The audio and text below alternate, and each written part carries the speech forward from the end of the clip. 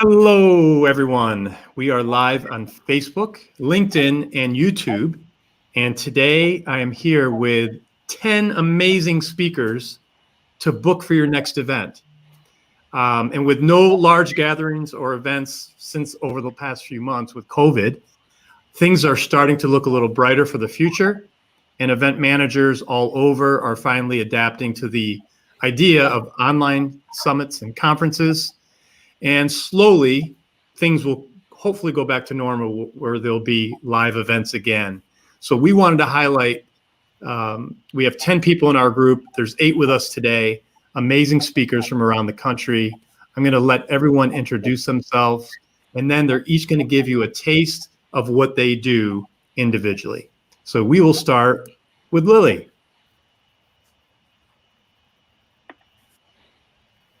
Hello, everyone. It is so great to see you all. My name is Lili Deveneau, and I am a proud survivor and speaker advocate for child sexual abuse survivors and other survivors of power-based violence.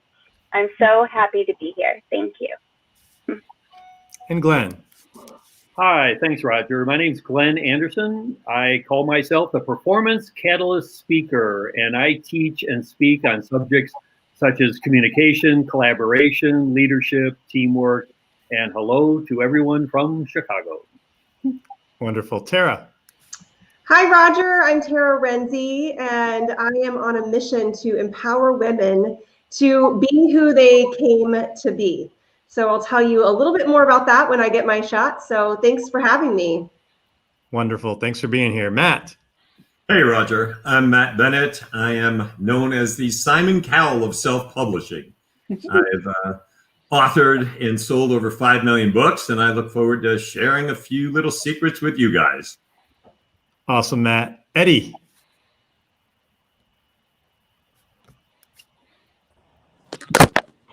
Sorry, guys. I had to go ahead and get my mic up here, but my name is Eddie Thomason.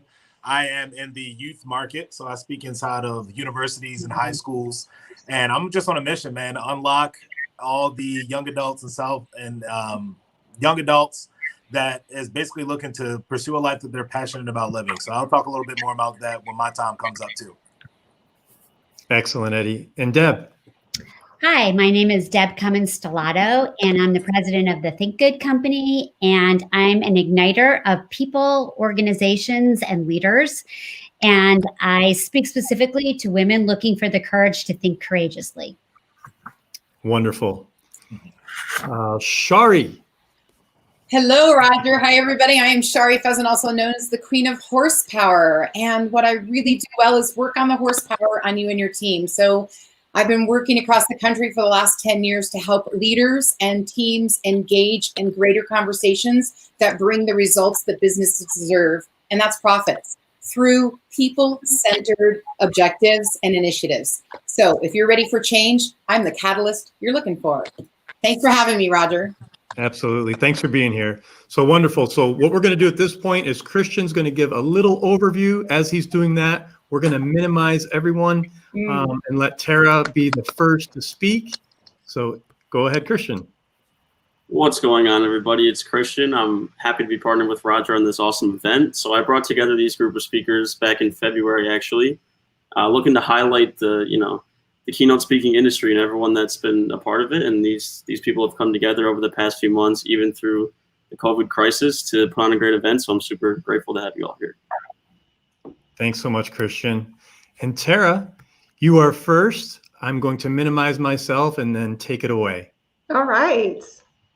Well, thank you so much. I'm honored to be here on this Friday afternoon to just share a little bit about my passion and my mission in life, which is to empower women to be who they came to be who you came to be. It's this idea that we were all born predestined to do something really extraordinary with our lives. Be who you came to be. This notion that it's okay to change your mind, to reinvent yourself, and to continue to grow, change, and evolve through the different stages that we go through as women, as daughters and wives and mothers and grandmothers and whatever stage of life that you're in. be who you came to be. Well, it was actually a note that my 88-year-old grandmother left for my 2 little boys before she passed.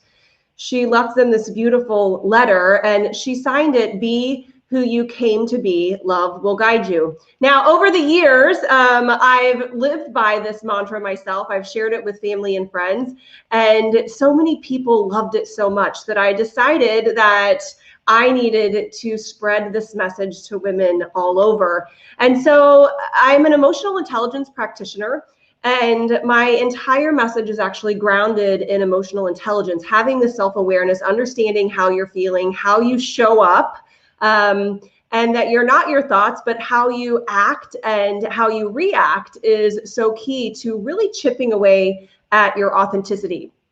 So during my keynote, during my workshop, and I love to do workshops I love to do them mostly in person, but that's not possible right now. But we can have a really interactive workshop virtually where we really work on helping you chip away at your authenticity. You know, it was Michelangelo, he said, "I saw the angel in the marble and I carved until I set him free." And that is my goal during our time together, is to really help you continue to chip away and carve away at your authenticity so that you can be who you came to be. There's really 3 pillars of this. The first one is that we focus on what is fulfilling in our life. You know, high EQ actually means usually overall life satisfaction. Emotional intelligence is responsible for 58% of our success in life, but we don't always understand how we're showing up. One of the best things that you can do is stop trying to manufacture happiness and to really focus on what is fulfilling to you. You know, fulfilling things aren't easy. They require tenacity, hard work, dedication, patience, persistence, forgiveness, all of those things. If you think about the most fulfilling things in your life, I'm going to guess that they're not always easy. You know, I'm a mom of 2 boys. I've been married for 18 years. And I will tell you that although those aren't the easiest things, they're extremely fulfilling. So making that subtle shift will allow you to unlock higher levels of EQ and ultimately level up your happiness and success in life. The second pillar is really owning ourselves and our self-perception. And one of the best things that we can do to elevate our own feelings towards ourselves is to finally eliminate comparison. You know, whether you compare yourself to someone and feel great, or you compare yourself to someone and you feel lousy, it's really silly, because you didn't come to be her, you came to be you. And there's a little secret on how you can finally let go of those comparisons. Next time you're running a comparison, instead of comparing, start admiring what that person, for who they are and what they do. You know, admiration actually ignites feelings of possibility, feelings of empathy, feelings of optimism, all key emotional intelligence elements. And the final part of my workshop is really helping you unlock that higher level of success by learning how to self-actualize, so that you can do a better job of self-assessing, so that you can self-actualize and be who you came to be. Self-actualization is really important, being able to see your full potential, being able to understand what you're doing right and what you're doing wrong. So there's so many different things that you can do. We actually also offer custom individual emotional intelligence assessments that really give you a deep understanding of how you're showing up, not only in work, but in your personal relationships. And all those things together ultimately will help you be who you came to be. So as I always say, you know what, the time is going to pass anyway. Before you know it, it'll be 6 weeks, 6 months, a year from now, and you might as well go all in on you. Never play small, and be who you came to be. Tara, that was awesome. I love that quote. Very emotional. I mean, wow. And the fact that you took that for your kids and made that your message, that's so amazing. And the words are just so powerful. So thank you so much. Yes, thank you so much. Okay, we are going to have Glenn come up next. Glenn, the stage is yours. Thanks, Roger. You know, one of my favorite quotes is attributed to George Bernard Shaw. He said, "The single biggest problem in communication is the illusion that it has taken place." Let me tell you a story about that. I was teaching a class for IBM in Montpellier, France a few years ago. I was teaching in English. I do not speak French, though I do love all things France. I love French food. I love eating in the lovely little cafes and restaurants in Montpellier. One night, our class went late. I was really tired, and I did something that I would typically never do. I decided to grab some food at the McDonald's in the center square. So I stepped inside, and of course, I saw the sign in the back, the lighted menu, just like you'd expect. And very nicely, they even had the numbered meals predefined. I thought, how hard can this be? And so I stepped up to the cashier and I said, trois, 3. And she starts yapping at me in French. And I'm thinking, what could she possibly be asking me? It's a predefined menu. It's number 3. The only variable is the beverage that comes with it, I thought. And so when she finished her little speech to me in French, I looked at her with great confidence and I said, Coca-Cola. And she looked back at me, smiled, and in perfect English, she said, I was asking you if you wanted ketchup for your French fries. The single biggest problem in communication is the illusion that it has taken place. You know, I learned that lesson from all of my foreign travels over the years. I also learned it from my decades of corporate experience at IBM, where I worked in sales, as a manager, in teaching and training, and conference speaking. And one of the things I learned about effective, successful communication is that it's a combination of capturing people's attention and then giving them back your attention. And one way to do that is building an environment of trust and collaboration. And I learned how to do that on the other side of my life, performing improvisational comedy. Let me tell you a quick story about that. One night, I was standing on the stage of a comedy club. Our improv troupe was performing an improvisational comedy show.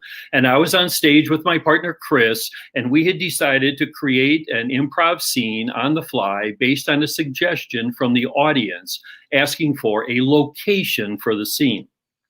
And that night, we got a great suggestion. The suggestion was the corner office of a high-rise office building. Great specific suggestion to build a scene. So now Chris and I look at each other, and what has to happen next is one of us has to kick off the scene by initiating something with an opening line of dialogue or an action.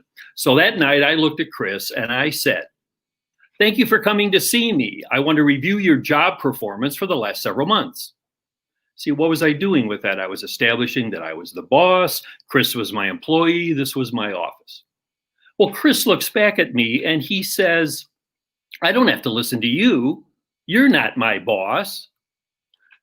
And so in one sentence, he had just kind of negated everything I was trying to create. And so now I'm thinking, how do I keep this scene going? And so I looked back at Chris and I said, actually, I am your boss. Apparently you didn't read the email. And Chris looked back at me and he said, oh, I don't read any emails. I don't have a computer. Again, negating everything I was trying to do. Now, what I needed Chris to do was build on what I was saying. So, for example, thank you for coming to see me. Want to review your job performance for the last several months. Chris could say, sorry, boss, I have a rare disease. I sleep 23 hours out of every day. Okay. And then I could respond back to him, yes, that's fine, but in that 24th hour, I need more productivity from you. And then Chris could say, well, the problem is in the 24th hour, I'm going to the doctor to find out why I'm sleeping the other 23 hours. And see, now the scene is off and running. What I needed Chris to do was to say, yes, and. That's in improv terminology. I needed Chris to be thinking and saying, yes, and. Yes, I hear what you're saying, and I'm going to add to it. I'm going to build on it. Saying yes and, thinking yes and is the foundation of performing improv on stage in front of a live audience. And as I learned about that over the years, studying at the Players Workshop of Second City and performing improv, I discovered that this is in business how you can create a collaborative, trust-built team environment. It creates a culture of open communication. And so I want to challenge you today, if you're struggling to be a leader of your team, a leader of your organization, first of all, try to eliminate that illusion that communication has taken place and actually deliver effective, successful communication. Do that by capturing people's attention and then giving them your attention. And one way to do that is to think like an improv actor. Think yes and, say yes and create that trust, that collaboration, that open communication environment. Excellent, Glenn. And the only thing I could think about there, the main thing is when my kids say yes, but, and we try to teach them not to say that. So I'm so glad you talked about that. I always say the same. I think saying yes, but is just a polite way of saying no. Exactly. Thanks so much, Glenn. Appreciate it. We'll have you back in just a little bit. We're going to minimize you. We're going to bring Shari on next. Hello, Shari. The stage is yours. Yay. So I want to get personal with everybody today, right? Because when we're on a stage, we're really far away, but really our goal is to reach you all the way in the back, because our goal is to touch you, to influence you, to have an impact on you right away. Now, whether I'm teaching a one-day class virtually, I've been doing that for about 6 years, whether I'm involved in an Exceed Your Vision contract with one of our clients for a year, or whether I'm on the stage at your company with your group or virtual, what we want to do is we want to get to your heart. So everybody grab your heart, put it right here in your hands, and let's get naked, get comfortable, and get real, because it's the new business model, right? We want, what? What did she just say? Get naked? I did, N-A-K-E-D. It doesn't mean what you think. It has nothing to do with clothing. It has everything to do with being a transparent, vulnerable, authentic, accountable, and responsible leader for your team. Now look, in the last 10 years, I've been pulled into a lot of companies across several industries, and we have gotten naked for sure. And I'm typically brought in for an employee problem. What I find is that it's a cultural leadership communication problem. Leadership has changed. The millennials, did I say millennials? I did. And I raised them. I have a 30-year-old and a 28-year-old child. How many of you have kids between the ages of 25 and 32? Raise your hand. Exactly. Now, we might not have known what the result of our upbringing was going to be with them, but we wanted them to be accountable, responsible, not to just do anything for leaders that don't really know what they're doing. We wanted them to have a voice. We want them to have purpose. We asked them to be efficient. Look, they grew up with multitasking, which really doesn't exist. Now, I know that life can get hard, and it's been really hard lately. I've been there. I've done that. By 5 years old, my parents were divorced because my dad's mafia was not my mom's way of life. We moved 3,000 miles away to be safe. Now, from there, stepdad's in tow. My mom and I never got along. I put myself in a foster home by 10th grade. I said it. I put myself in a foster home. Why? Because my life was falling apart. At just 15 years old, I knew that if I didn't do something for myself, no one else was going to do it for me, and I was going down fast. Then I read Zig Ziglar, See You at the Top. I'll never forget taking that book off the shelf and opening it up and feeling like my life was saved. I've been all about people since then.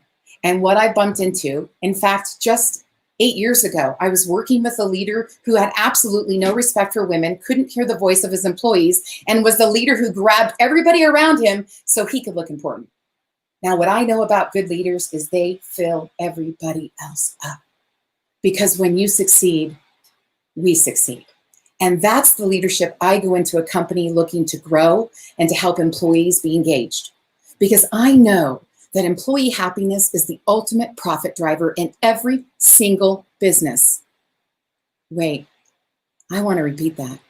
Employee happiness is the ultimate profit driver in every single business. So why aren't we pouring into our brand ambassadors? Why do we spend time on training trick-ups, cracked communication, and missed marketing madness? Look, we spend money marketing our company and putting everything out there. You do. Yet why don't we put money into our greatest brand ambassadors, our employees? Craft communication. We're so busy, we don't take the time. Now look, I'm a doer driver, 100%. I'm an influencer. I have a little bit of supporter in me and very small amount of compliance.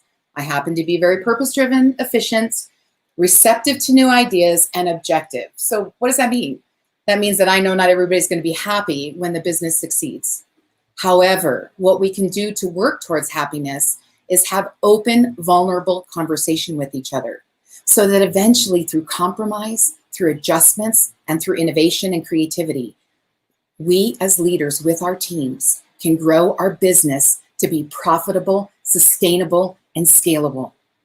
My business was created to help you. My business was created to help business reach their number one goal, and that's profitability.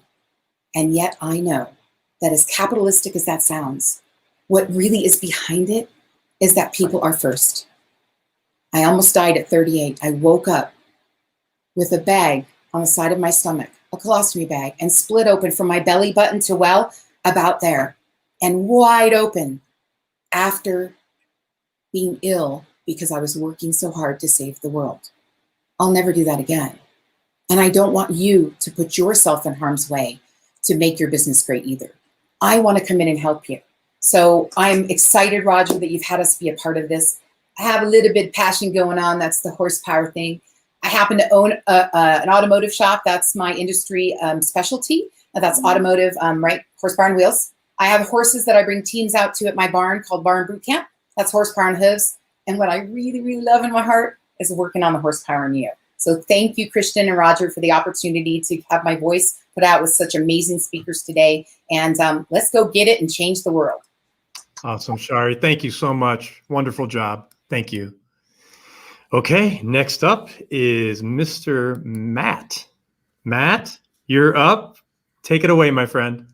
Thanks, Roger. I'm excited to be here. During this historically chaotic period, I'm guessing that many of you have been focusing on how to make the most of your time and basically increase productivity. Judging by all the calls and emails I've personally been receiving, one common choice seems to be writing a book.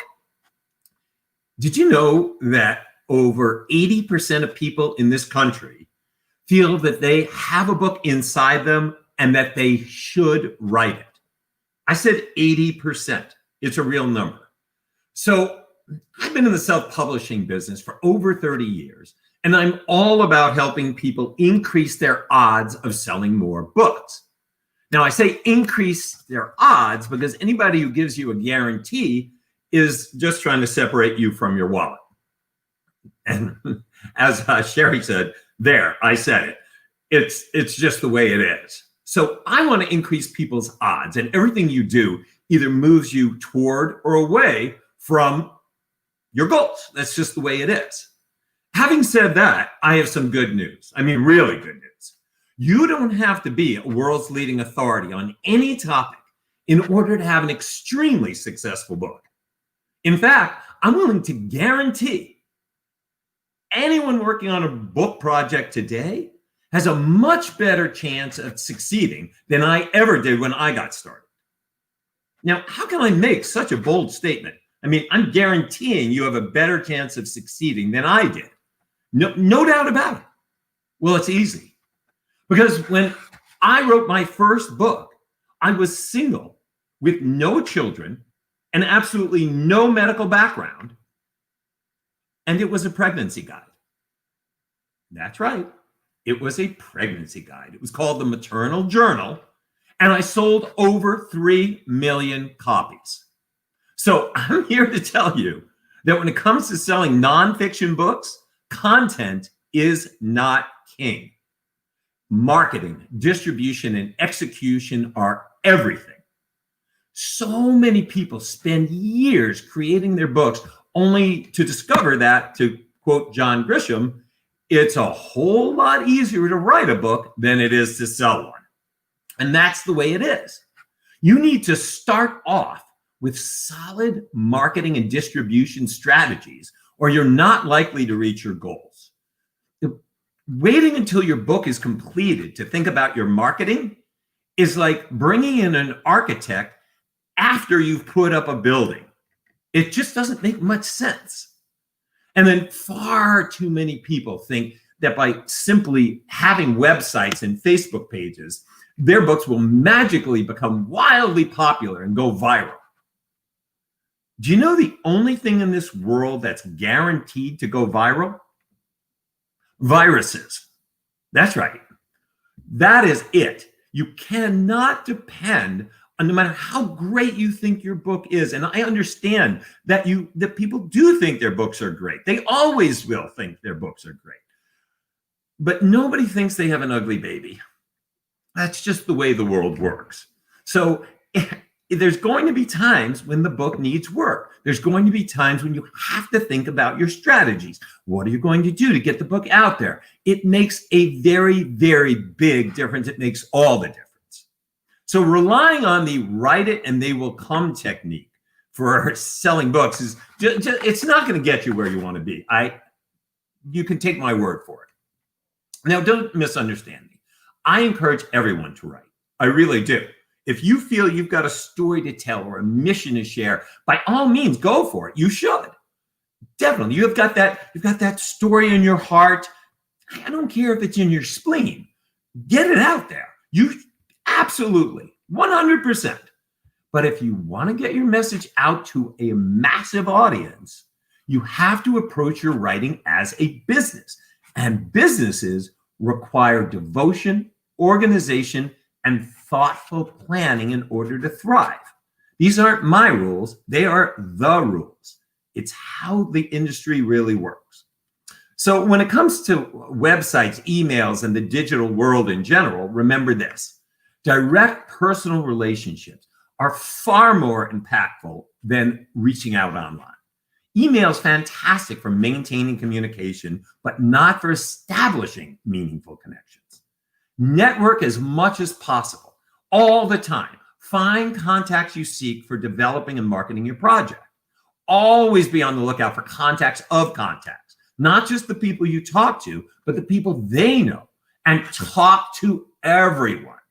One rule I believe in is having my clients make a minimum of 10 marketing-related calls every single day.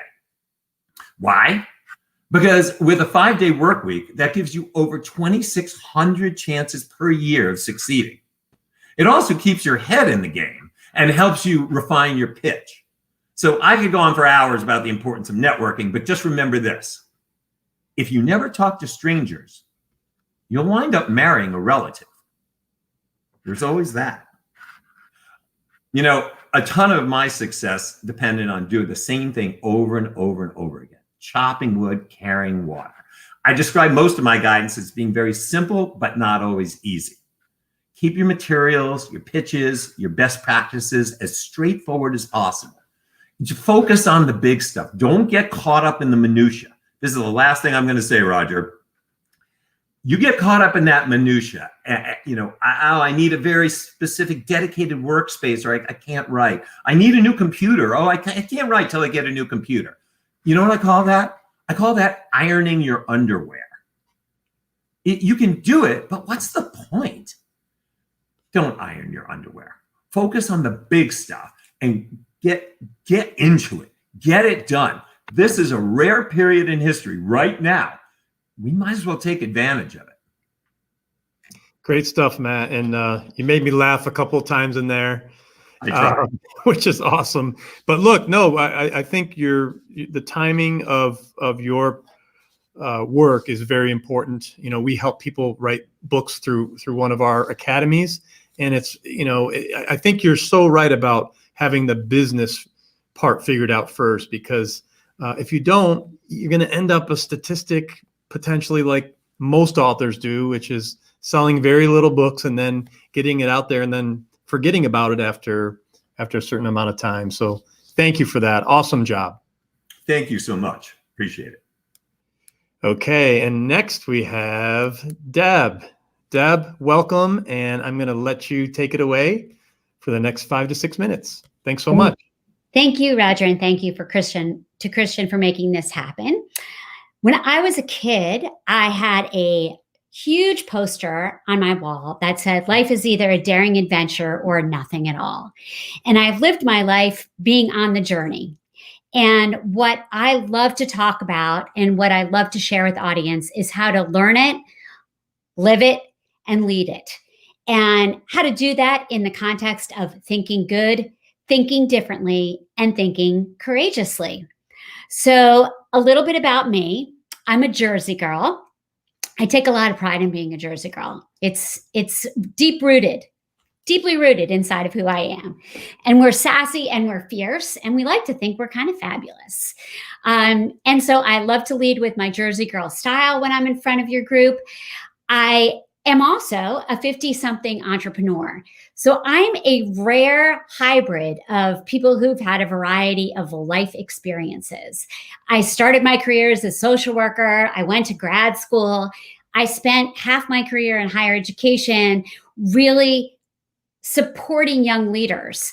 I've trained over 1,000 student leaders in my career in the specialty of high potential development. And so when I was in college, I developed a passion for leadership. And so that journey led me to becoming an ally for marginalized groups, including women, including people of color. And I actually had the opportunity to work for the largest diversity, equity, and inclusion company in the world. They have since become part of a larger organization. So I traveled from learning and the teaching world to the consulting world. And the consulting world was all about being able to tell your story and share your brand. And during those years, I learned and lived and grew to become a coach, a leadership coach in an area called whole brain thinking. Whole brain thinking is a powerful model of how to deal with everything that's going on in your own life and in your organization's life from different perspectives. And it's the core of diversity. And so we talk about how we can drive different results by thinking differently. From working in that diversity, equity, and inclusion space, I went and learned how to raise money. And raising money is definitely an art and a science. And I've raised a lot of money in my day. So I've raised a lot of money for colleges and for nonprofits. And I developed a very heart-centered place for the social sector. And so my journey continued after raising money in the academic world to becoming the CEO for the Habitat for Humanity of the Lehigh Valley. And what we did was really create ways to empower people, to give them the gift of a hand up, not a hand out. And I became a leader within the community to help people think outside the box. We developed all sorts of cool initiatives. We launched something called a Restore. We became something called a neighborhood revitalization affiliate. We started to do things differently. We started to think differently. We started to build differently. And that experience led me to my passion for coaching. And about 2 years ago, after knowing that I had certifications as a leadership coach and I was trained to do all different kinds of assessments, I decided that I really wanted to own the title of a life coach. And so almost exactly 2 years ago, I embarked upon a journey to become a certified life coach. And then life happened. After I signed on the dotted line for coaching, my mom died suddenly, unexpectedly, from a traumatic fall and suffered a traumatic brain injury. And I had to make a pivot. And I've been leaning into pivots my whole life. And now I had to make the biggest pivot that I ever knew, losing somebody that I loved more than anything while I was starting a business and while I was facing the world as a 50-something entrepreneur. But I did it. I committed to finishing that coaching certification in 2019. I finished it on December 31st, 2019. There you go. And did that during a period where not only did I lose my mom, but 364 days later, I lost my dad. So I like to think of myself as the princess of pivots. And when I'm in front of you, I show up as me, with my story, with my experience, with the journeys that I've had with these pivots in careers. And really what I'm about is inspiring people to think good, to think differently and to think courageously. And Roger, as I finish up, of course, I have to talk a little bit about the Think Courageously podcast, where I'm engaging with women who are on this journey to find courage, to make the pivots that they need to have in their lives to live incredibly ignited, powerful lives. So thanks for having me. Oh, wonderful work. Wonderful work you're doing, Deb. Thank you so much. Wonderful job. And we are going to bring up Lili, right? Is it Lili? Yes, Lili. There you are. Lili, the floor is yours. Thank you so very much. It is wonderful to be here. And I don't know about you all, but I am sensing a theme here of resilience, of power, of living your purpose and not your pain. And that's what I help survivors do. So I am just elated to be here with you all and to share a little bit about my story and what I do.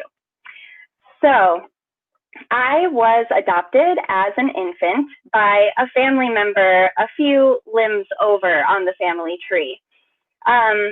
I was then sexually abused when I was 7 years old through a stepfather at the time. And 5 years later, I was subpoenaed to testify. So I was in about the 8th grade. And that age of 7 was, of course, significant for so many reasons. That was the year that I developed rheumatoid arthritis, juvenile rheumatoid arthritis, which affects less than 1% of the child population. And that's also the year that the newest family member came in, a beautiful baby girl, and I just felt a lot of responsibility and a sense of strong, love and protection for her. I didn't want her to experience the things that I had been experiencing. So 5 years after she was born, I flew across the country to testify against her father. And I walked in, sweaty palms, head held high. I walked through and I took the stand and I sat down and I looked him in the face and I told my story. There were 2 others who testified along with me different times, and I was not able to meet or speak with these women. I just know that they were young women, and one of them was pregnant. With the 3 of us, he was found guilty on all 62 counts and sentenced to multiple life in prison. However, a couple years later, they lowered the state lowered the statute of limitations, and he was one of many who was released because of this. So this obviously changed me a lot, and my perspective of myself, how I looked at myself. The guardian divorced him and eventually remarried when I was about 15, and eventually a lot of the old patterns that were seen in this family and intergenerationally came again, and eventually this man sexually assaulted me. This time when it came to the light, the guardian actually removed me from the home and banned me from speaking to her children. Her oldest son stood up for me and helped me so much in those first months and first year, and he helped me put a roof over my head and even helped me get my first car. So helping me get a lot of freedom and independence and empowering me to continue to move forward. But after a while, I moved in with my grandfather, and when he was hospitalized for cancer, his power of attorney was my still legal guardian, and she actually removed me from another home yet again. So this time I slept on friends' couches, floors, my car, and when that car broke down, then I slept under a bush in a park. Somebody eventually reported me to the high school, and they connected me with community services, and those wonderful people were able to help me in order to support myself and have a place to live so that I could graduate high school with high honors and gold cords and go to college. And they also created a scholarship for me to help me go. And that's when I started speaking, was to give back to them, to fundraise for them. And it's just been such a blessing. I've been able to share my story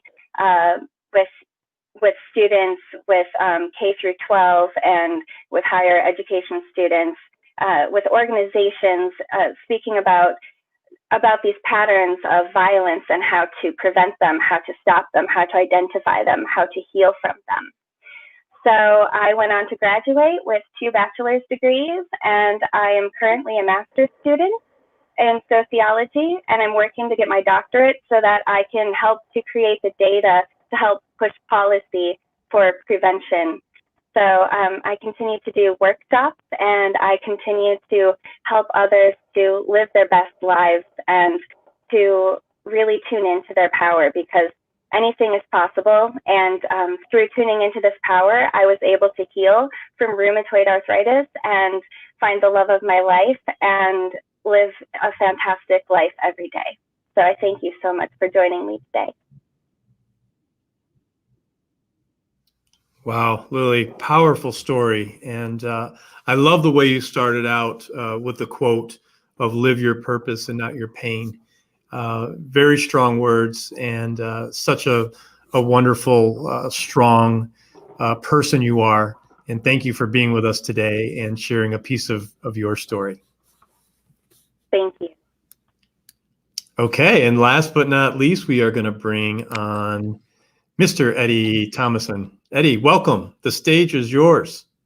Awesome. Perfect. Thank you for having me, Roger. And again, like everybody else, thank you, Christian, for putting this all together. I want to start by basically just playing with everybody's, I guess, your imagination right now, because I want you guys to imagine being a kid and you're coming home and, you're coming home from school and you're basically thinking to yourself, like, okay, I got to do my homework and I get to go outside, and you just get to play, right? For me, I was an inner city kid. I loved playing all my life. I remember my mom used to let us go outside and play until the streetlights came on. And my least favorite part of the day was actually when I had to go in and take a bath. Because for at least, I want to say it was 2 years of my life, we didn't have any running hot water in my house. So my mom would pour these big boiled pots of water into this basin. And then she'll also take some cold water and mix it. And then she'll hand me a cup. And she'll say, hey, this is what you use to go upstairs and wash yourself. She called it a cup towel. And that was how I bathed myself, like I said, for 2 years of my life. And I remember thinking to myself at one point, like, man, how was I born into this? How is this the environment that I get to be, I guess, raised in? And I remember, basically making this connection in my mind, like the only way that I can get out of here is being able to choose one of 3 options. One of them, I have to be some type of pro athlete. I have to be some type of professional performer or entertainer or rapper, dancer, something like that. Or 3, I had to sell drugs, right? That was pretty much the only 3 options I had. And for those of you guys who know me, you already know I'm not a drug dealer. I'm not a thug. I'm not about that life at all. So definitely couldn't do that. I'm not the best entertainer individually. So I chose option 1. I was like, you know what? I'm gonna go to the league. My dream as a 7-year-old kid became, hey, I need to go to the NFL. And just to kind of give you guys a little bit of that thought process, I was born into a family that struggled with poverty for generations. I mean, my mom and dad struggled with it. My great-grandparents struggled with it. And my dad left when I was about 7 or 8 years old, which forced my mom to take care of me and my brother on a $13,000 a year disability income. So here I am thinking to myself, like I said, I only have these 3 options. I have to pick one that's actually going to get me to where I need to go. But what I realized now as an adult was that was my first primary self-limiting belief that I had. Like, these are the only 3 options I have in order to create success. And but thankfully, because I had that thought process and because I chose option 1, I followed that route. I said, okay, if I need to go to the league, I asked my older brother, I said, hey man, like, how do I get there? What do I need to do? And he basically told me you have to have a good, basically a really good high school career. You got to play in college, and then you can go to the NFL. So that became my goal. That became my mindset. Like, okay, everything I do, I'm going to eat, sleep, and breathe football. And that's what I pursued for the longest time, for probably about eight years of my life. And I remember after telling teachers that, like, hey, I'm going to go to the league, I'm going to go get a scholarship, because I told you guys, my mom raised us on the $13,000 a year disability income. So there was no way that my mom was actually going to pay for me to go to college. So me getting to college depended on me getting a scholarship. And I remember going to go tell teachers, like, hey, yeah, I'm going to go to the league, I'm getting a scholarship, blah, blah, blah, blah, blah. And unfortunately, I had some teachers that told me that it'll never be done. I went to a school where it was never done before. So I had counselors tell me multiple times, like, hey, focus more on your grades, because that's just, it's never been done. You can't basically recreate history here. And then I actually, unfortunately, had a teacher tell me I had a more likely of a chance to go to jail or die before that dream actually became a reality. And I remember just being frustrated, thinking like, why was I born into this? And here's what I came down to. I said, you know what? I don't have to accept other people's expectation on what I feel as though I can achieve with my life. I'm going to go out and do what I say I'm going to do anyway, right? And because of that mindset, because of a lot of other support that I had in my life, like my mom and like my brother, who was always there and sharing the thing, like sharing that positive influence and that positive voice inside of my head, I became the first student in that high school, in Chesapeake High School in Baltimore County, to earn a D1 scholarship to go play ball at the next level. And then because of that, I became the first person in my family to earn a degree from a university, the first male to ever do it. So my entire mindset is helping people become generational curse breakers. My core belief is that it doesn't matter where you come from. It doesn't matter the family that you were born into. You can choose to go create success with your life if you just make that decision to. I hang my hat on this belief that if you are born broke, it's not your fault. But if you die broke, it is 100% your fault. We are all given the tools, the things that we like, the resources and things that can be given to us that we can utilize. The internet is literally in the palm of my hand. I'm talking to you guys on a cell phone right now. No connection to anything else, is Wi-Fi, right? So everything that's available to us, the only thing that's holding us back is ourselves. We have to start unlocking this mechanism that's up here in our brain so that we can start pursuing the life that we're meant to live. Because let's be honest. I mean, I think Tara said it earlier in this call. We're all born with the seeds of greatness already there. Like that, it's already inside of you. You just have to act like it. You have to start making that switch in your mind and saying, okay, if those seeds are there, where do I need to plant them? What do I need to start nourishing those seeds and adding the nutrients that I need to actually grow in a direction that I want to go? So those are the ideal thought processes. And what I do as a whole, as I go in and I talk to students, I talk to kids, I talk to people who are pretty much just like me, who thought they only had 3 choices growing up, right? They only could be one of those 3 things. And I say, hey, man, nay, that's not true. You can be anything you want to be in this world. You can be an entrepreneur. You can be anything that you put your mind to. Just like my mom told me all the time. It's just a matter of you deciding it up here first and then walking that out. So, Roger, thank you so much for giving me the time. I love being able to be here with all these other amazing speakers. I learned so much on the call as well. So thank you for the time to share. Awesome. And welcome back, everyone. Wow. Great job, Eddie, and great job, everyone. I was truly inspired today. 8 wonderful stories. 8 wonderful stories. And thank you so much. Does anyone have any questions for any of the other speakers before we let you go? Or anything else you want to say? Nothing. I just wanted to butt in quick and say, I've been writing about you guys over the past several months, and I've typed out your stories, but to actually hear them come to life on this call was awesome. Like, I could hear each one of your voices and what I was writing over the course of a few months, but to actually hear it coming from you guys was terrific. So thank you. Absolutely. And for me, selfishly, I know I have 8 more podcast episodes here because each of you have a wonderful story. So hopefully we'll be able to do that with each and every one of you. Anyone have anything else? Everybody, great to connect with everybody. Just beautiful stories, sitting in the back room, being able to listen. You filled up my Friday. Thank you very much. And Lili, you're the bomb. Oh, you're the bomb, Shari. Thank you so much. Thank you, everyone. This has been so great. This is all so needed. This is the perfect time. We are all here for a reason. So thank you for being with us all. And let's just go around the horn if we can for one last word. Deb, anything you'd like to say? What I'd like to say is that this is an opportunity. We're living in a time of opportunity, and we have a choice. We have a choice to think differently. We have a choice to pivot into change to make the world a better place. And I think it's, what if 2020 was exactly where we're supposed to be? And I like to dream about that. I like to dream that we were meant to all go through this so we could end up being in a much more enlightened, empowered world. So thanks so much for having us. Amen to that. Tara. I really don't have much else to say other than, just keep chipping away at your authenticity. Give yourself the permission to change your mind, to grow, to evolve, and just be who you came to be. Fantastic. Glenn. On a completely different note, I just wanted to say, I think this platform, StreamYard, is really nice.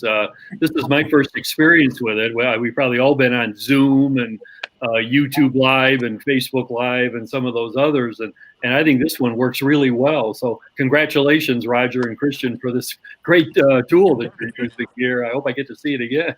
Absolutely. Absolutely. Matt. I just think it's great that you guys were able to bring these people together. Everybody, every single person's story, I walked away with something. I really did. And it made me think of elements that I'd want to add to my own story. For self-serving purposes, going, oh, I should really talk about my mom and how much influence she had on me.